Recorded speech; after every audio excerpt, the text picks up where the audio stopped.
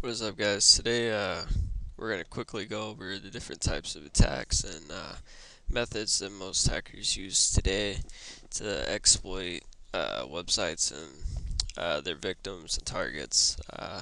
First up is XSS and JavaScript injection.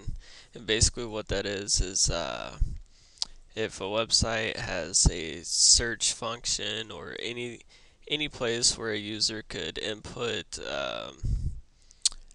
strings uh, into the website to perform anything, such as a search bar or something kind of like this.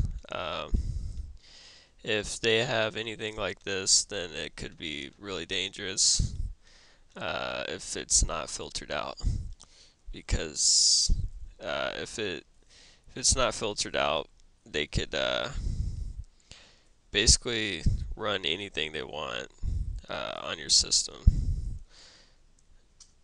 And I'm not quite sure if I have it if this is gonna work, but I want to give it a shot right here because I haven't tried this.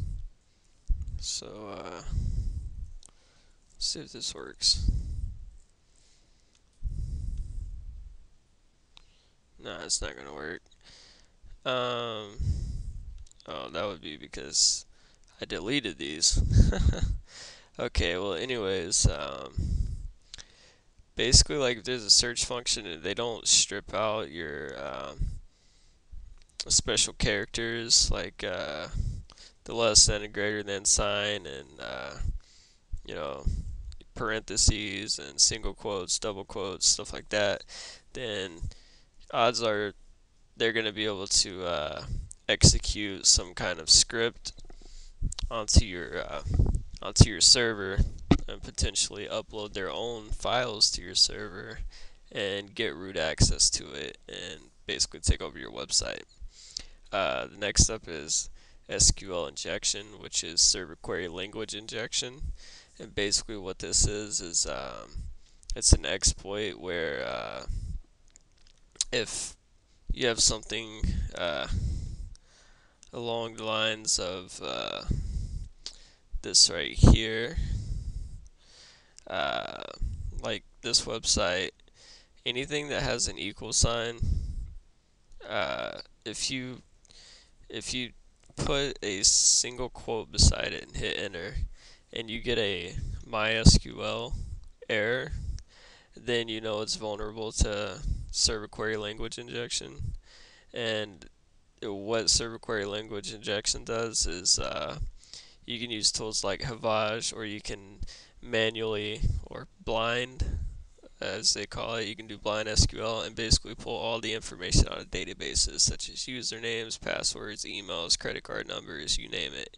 If it's stored on the website in a database, they can pull it out if it's not filtered. This website is not filtered, so you could actually go through and pull any username, password that's associated with this account, including the administrator, and then you could root the website and do whatever you want. Next is cookie session and hijacking. Uh, that's basically many ways people can do this. Social engineering's one of the easiest. People will make up a website. It'll run a PHP script that stores and logs your cookies, and then it'll send it back to uh, the target, whoever's hosting the website that social engineered you. It'll send it to them in either like an email or it'll store it in a text file on their site, and they'll have your cookies. And what they can do with that is use a cookie editor, an add-on in Firefox, or whatever other means they can do is switch their cookies out to your cookies. And then once they switch their information with yours, they just refresh their page and they're logged in as you. Uh, Another way people do this is we were talking about if websites don't filter out their searches and stuff, if people can upload files through that, they can actually upload their PHP script onto that website and start stealing cookies on that website as well. So it can be pretty devastating.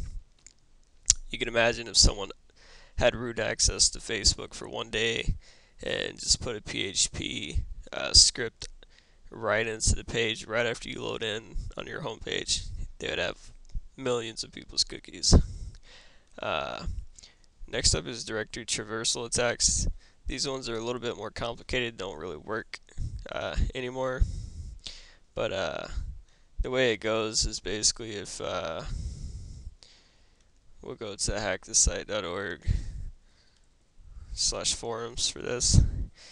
Basically, to give you an idea of how directory traversal attacks work, is it's a dot dot and a slash. And what this does is this tells it to go back one directory. So instead of being at forums, it's going to take us back to hackthesite.org if we hit enter. And basically, the way people use this is in basically in submit forms and things of that nature. People, instead of putting a name that you want to submit it as or whatever, you would just define, you would put like dot dot slash and then index.html or whatever face or whatever page on the site you want to deface. So if we were at the forums and there is an upload page right here that was vulnerable, we could type in dot dot slash and that would automatically be root. But say there was a page called forums and then it was called upload, and then we could type in dot dot slash and then uh, forums, and then as the name of the file that we're uploading, we wouldn't type it in right here. It would be down here as an upload form. We would type in dot dot / forums, and it would upload it to the forums if it's targeted by that. And then if you want to even make it upload to the root directory, which would be the very first directory, you just do another one and it'll tell it to go behind forums and you go to hack the site. So that one's a little bit more complicated. But next up we have phishing. That's basically almost along the same lines as cookie stealing, but it's where a user would basically clone a website, make it look like the real website with a crazy URL, and have people input their username and password, and it stores it, and then he has your data. And that mainly comes down to social engineering. Next up is ports.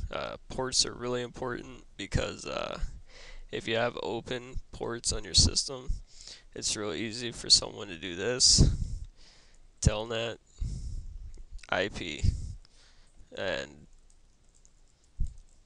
once, like if I had an open port right now, I would be able to telnet straight into it. So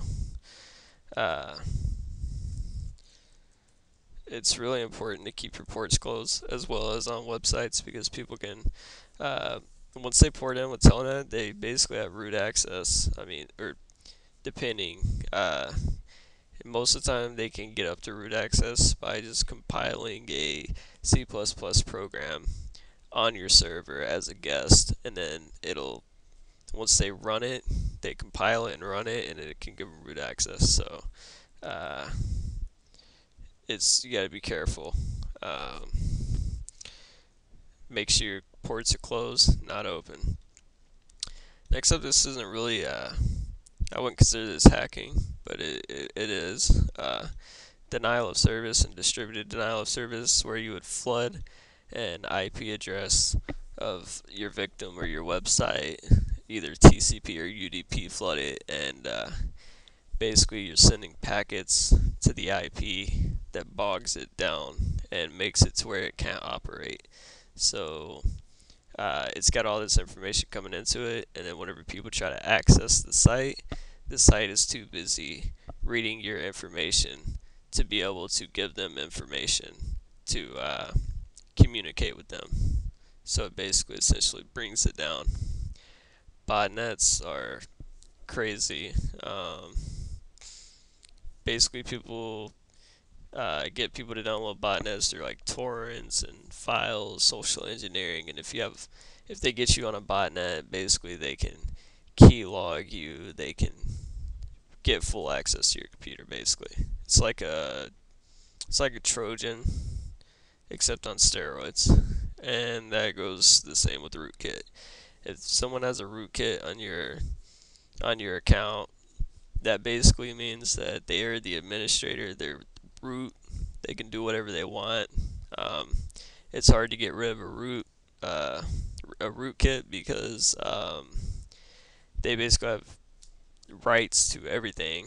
Read, write, uh, read and write to everything, so they can basically cover their own tracks, get rid of everything, uh, make it invisible basically by storing it on a session in your terminal. Um, and if you have a firmware rootkit, you would have to get new hardware. Talking about getting a new HDD and everything, so those can be devastating.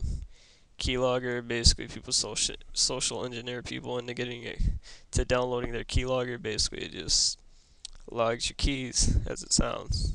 And yeah. Next up is a backdoor. It's kind of the same idea as a rootkit, except whenever you make a backdoor, you send it to a victim either by social engineer or whatever. And whenever they open up the backdoor, it opens up a interpreter session, which we'll go ahead and cover this too.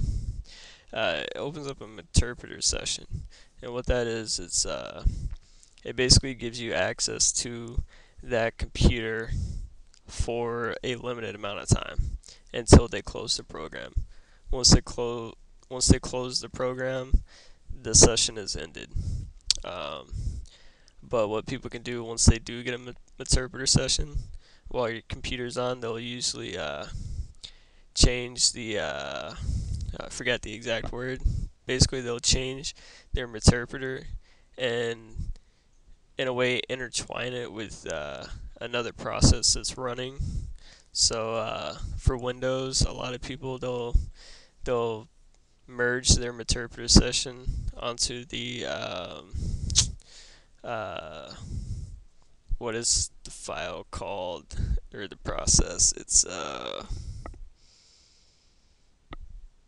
process that gives you all your GUI.